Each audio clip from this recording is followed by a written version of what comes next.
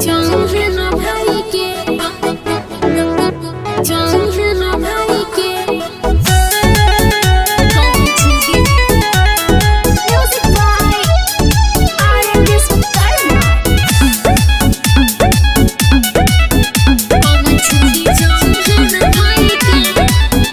दूध पियल बकवन माई के जवन छुदी चौहान भाई के दूध पियल बकवन माई के जवन छुदी चौहान भाई के बड़ो चढ़ के बोली रे कहतानी कसम खाई के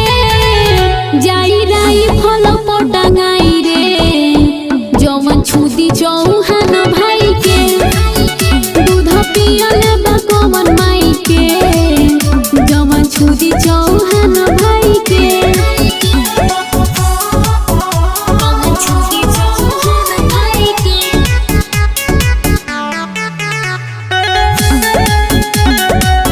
जवन छुदी चौहान भाई के जितना गरमी